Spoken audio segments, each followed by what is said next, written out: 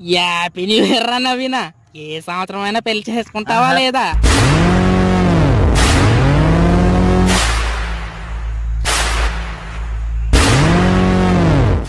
అరే ఇప్పుడు ఫోన్ ఎందుకు చేసావురా? న్యూ ఇయర్ కదా బా, ఇచ్చేద్దామని. మరి విషయం చెప్పేటప్పుడు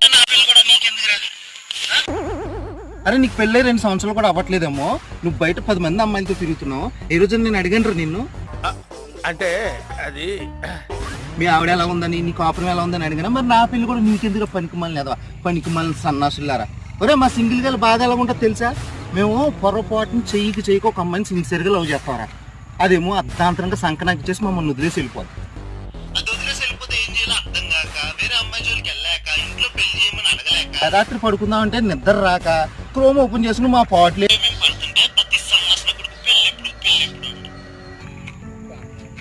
అరే సాయి కుదిరితే